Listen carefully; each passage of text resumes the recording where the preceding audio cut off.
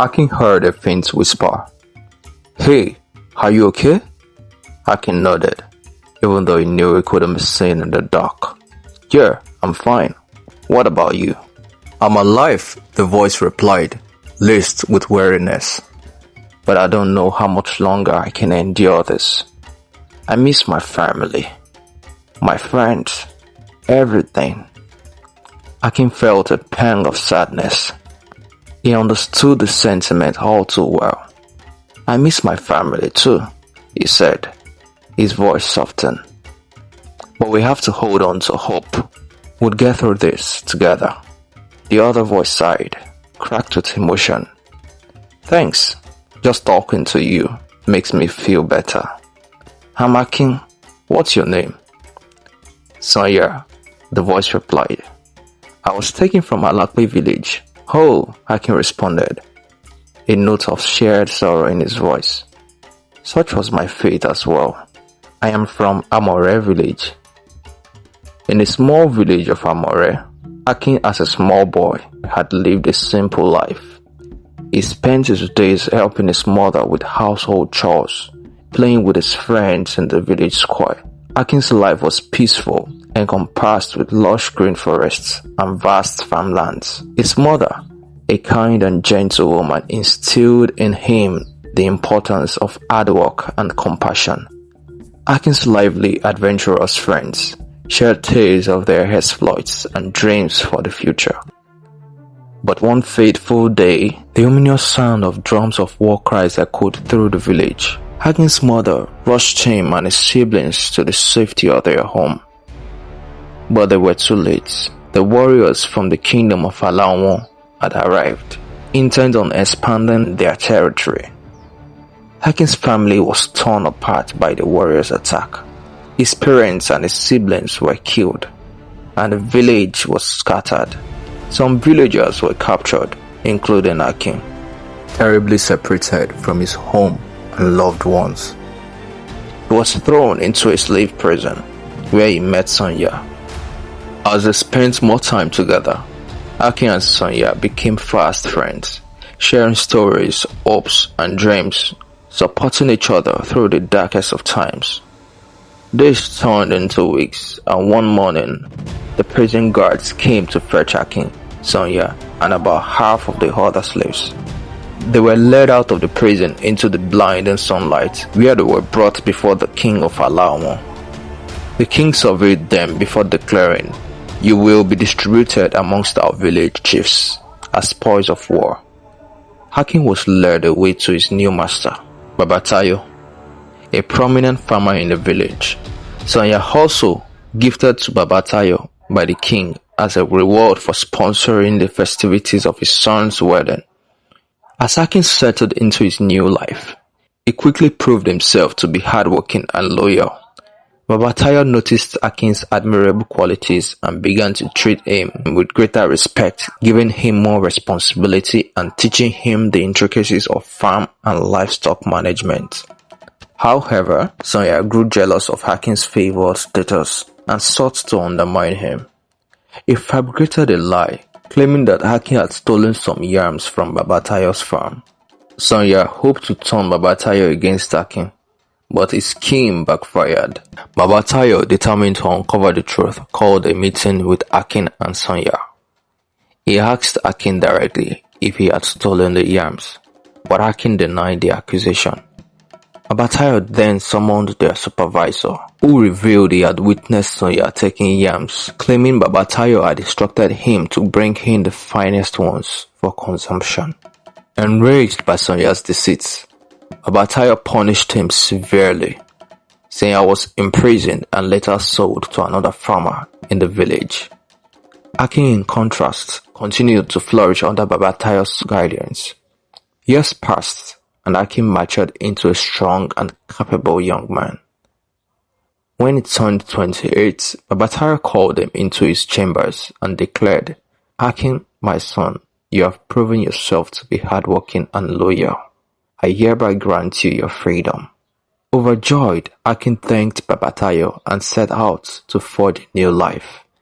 He settled in a small cottage on the outskirts of the village and began to cultivate his own farm. Akin trudged warily along the path, his farm some miles away from his abode. The arduous journey was already taking its toll. Under scorching sun, he sought respite beneath the shade of a massive iroko tree. As he lay down, a sense of unease washed over him, as if an unseen force urged him to leave. He rose abruptly, deciding to continue his journey. After some time, Akin reached the river, intending to quench his thirst and refill his can. As he bent to drink and have a fill, he noticed something shimmering at the other side of the bank. His curiosity heightened. Akin swam across the river to investigate. Emerging from the water, he found himself in a deserted area. Probing further, he spotted trees bearing various fruits, all growing from the same roots. Astonished, Akin exclaimed, "This must be a miracle." The trees were laden. He ate his fill, saving some for later. While exploring, Akin stumbled upon an enormous egg hidden under a pile of grass. It was larger than that of an ostrich he had seen as a boy in Amore village. Akin carefully picked the egg, deciding to take it back to his farm for a meal after the day's walk. He knew transporting such a large egg across the river would be difficult, and sought a way to carry it safely. An idea struck him.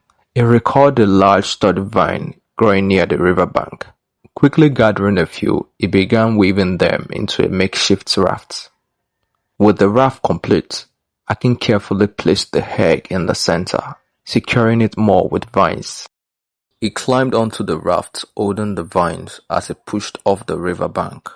The raft floated sturdily, allowing Akin to swim back across the river with the egg safely in tow. Reaching the other side, Akin breathed a sigh of relief, having successfully transported the egg. He then retraced his steps to the path leading to his farm, using a large distinctively shaped rock as a landmark. After Akin finished his farm work, tilling the ground and plowing the field, Akin prepared to cook the egg. He gathered dry wood, arranged the kindling, and struck a stone to ignite a fire. Just as the fire crackled, Akin approached the bag containing the egg. Reaching in, the egg suddenly glittered, startling him and causing him to lose his grip. It fell to the ground with a small crack, but a sturdy shell prevented it from breaking open. Relieved, Akin decided to take the egg to his hut in the village. At his hut, he carefully placed it in a calabash, covering it with an adire cloth. Akin prepared a simple meal and ate for the night, grateful for the day's bounty. After eating, he couldn't shake off the feeling that something was amiss with the egg. He tried to dismiss the thought, but it lingered until he drifted asleep, the calabash and the egg resting quietly in the corner. The next morning, strange noises from the calabash jolted Akin awake. He cautiously opened it, and the sight within took him aback. The small crack had widened overnight, and the egg was slowly opening. Screaming, Akin stumbled backward, tripping and falling hard onto the dirt floor, his eyes fixed on the emerging creature. As the creature fully emerged, Akin turned and fled from the hut, not stopping until he reached the village center. Breathless and frantic, he tried to warn the villagers, but his words were incoherent. Realizing he needed to compose himself, Akin took a deep breath and returned back to his hut. Peeking inside cautiously, he was astonished by what he saw. The creature had fully hatched, a dragon. He stared in wonder. Akin's mind flashed back to his grandmother's story from Amore village about a legendary creature that laid enormous eggs. She described the dragon with scales as black as coal and eyes that glowed like embers. Akin had always dismissed these stories as myths. Now he found this. He felt a mixture of fear, wonder, and excitement. But looking into the dragon's eye, he perceived something unexpectedly. There was deep intelligence and sense of calm. Akin resolved to conceal the dragon and train it in secret. A sense of purpose filled him.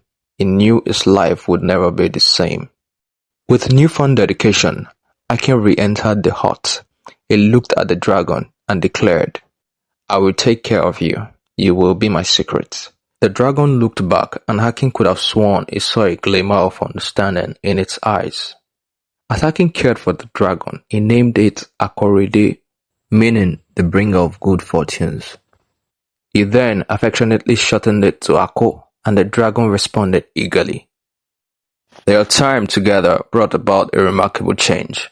A struggling farm began to flourish, with crops growing taller and stronger, fruits ripening quickly, and animals becoming healthier and more fertile. Akin could not explain the phenomenon, but he suspected Ako's presence was the cause. He felt a sense of tranquility and contentment whenever Ako was near, and he wondered if the dragon's calm demeanor influenced the farm's prosperity.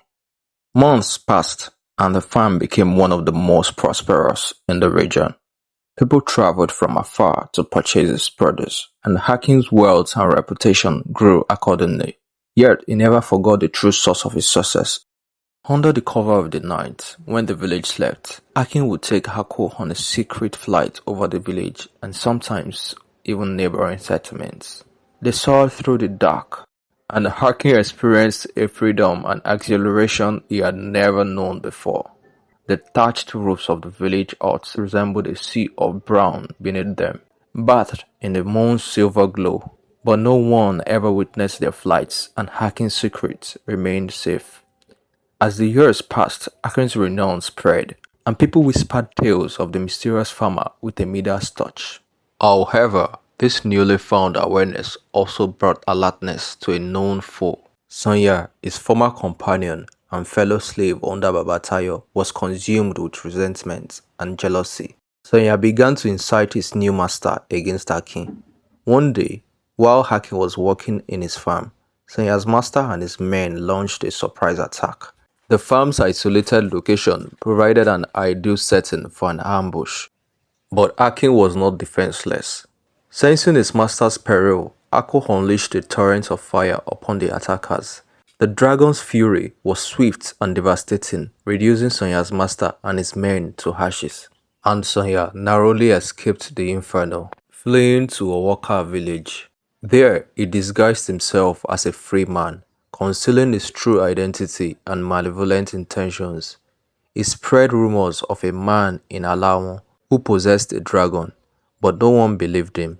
They dismissed him as a madman or a liar, leaving Sonya to fester his anger and resentment. Despite his failure to convince others, Sonya remained fixated on avenging himself against Akin and seizing his fertile land. He patiently waited for an opportunity, eventually attracting the attention of the Balogun of Awaka, the commander of the army. Impressed by Sonya's cunning and ambition, the Balogun took him under his wing. Sonya quickly ascended through the ranks, becoming a trusted steward and advisor to the Balogun, the closest confidant to King Adeyemi, the ruler of Awaka Kingdom. King Adeyemi was the most feared ruler in the region, having subjugated numerous powerful kings and transformed them into tributary chiefs within their own villages, demanding monthly homage. Sonya persuaded the Balogun to take an interest in Alawon, and after careful deliberation, the Balogun deemed it the right moment for conquest. He presented the plan to King Adeyemi, who never disregards such proposals from his Balogun. The Balogun began formulating a military campaign against Alawon, and Sonya, who was aware that Akin and his dragon were crucial to Alawon's prosperity, swore to destroy him. Meanwhile, threats emerged from other villages and warlords who perceived Alawon to be a vulnerable target. Akin, aware of Ako's power, initiated a series of clandestine operations. Venturing into enemies' camps at night, Ako incinerated the enemy's soldiers, leaving few survivors to spread tales of the dragon's wrath. Alawon's reputation as a village protected by a mystical being quickly spread throughout the region. One night, as Akin sat by the fire, Ako stared. The dragon's ears twitched and a low growl rumbled from his throat. Akin immediately sensed danger. He rose to his feet and Hako followed closely. They cautiously approached the edge of the village, where they discovered a large army amassed in the darkness. Akin's heart sank. The village was under an imminent attack, and he and Hako had to intervene. With unwavering resolve, Akin mounted Hako's back, and the dragon ascended into the night sky. They soared above the village, Hako's powerful wings beating rhythmically. Below, Akin observed the Alawan's army, a sea of torches and steel prepared for battle, despite being heavily outnumbered. With a determined cry, Akin urged Hako forward and the dragon descended rapidly towards the front lines of the Alawan army. The soldiers, both terrified and poised for combat, stared in awe at the approaching creature. Akin shouted, reassuring them, "Lower your weapons! Lower your weapons! It will not harm you. This is Hako, my dragon, and this battle is against those who attack our people. You are my people. Hako is at our service." The Owoka army remained oblivious, a dense forest still obscuring their view.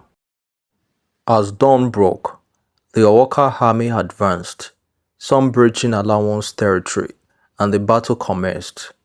Hako ascended into the sky, unleashing terror upon the Owoka army. They were utterly defenseless against the dragon's fury breath. Hako seized the Balogun, delivering him to Akin as instructed.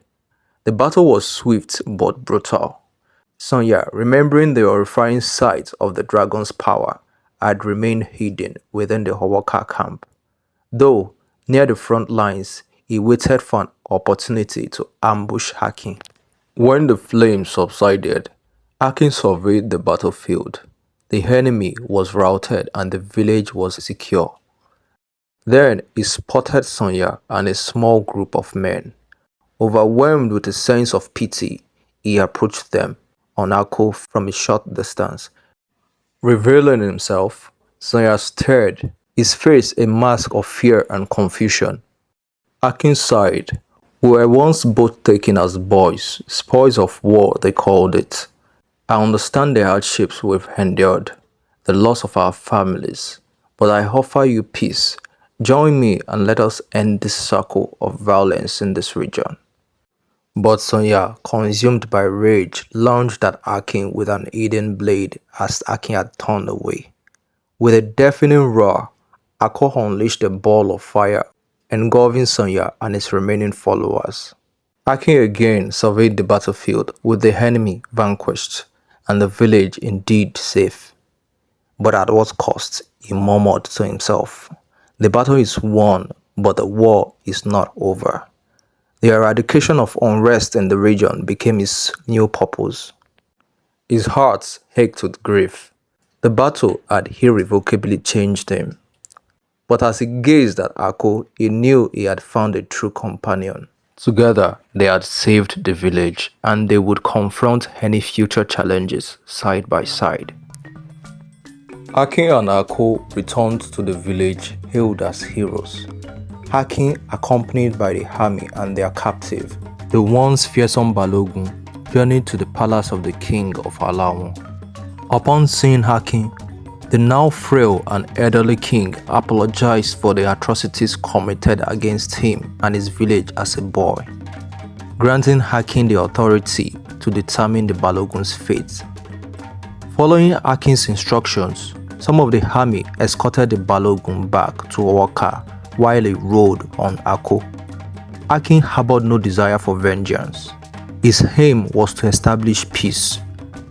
The king of Owoka, who had received news of his army's devastating defeat, was terrified at Akin's arrival.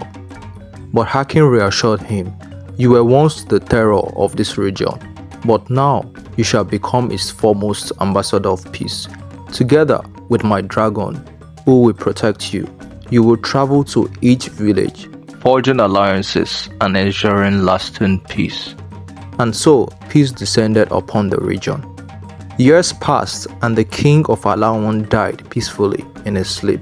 The council of kingmakers and chiefs of Alawon convened to select a new ruler. After careful deliberation, they unanimously chose Akin, recognizing his wisdom, courage, and compassion. Akin, with Hako by his side, accepted the mantle of leadership and vowed to protect and serve the kingdom with Hako's power and his own wisdom.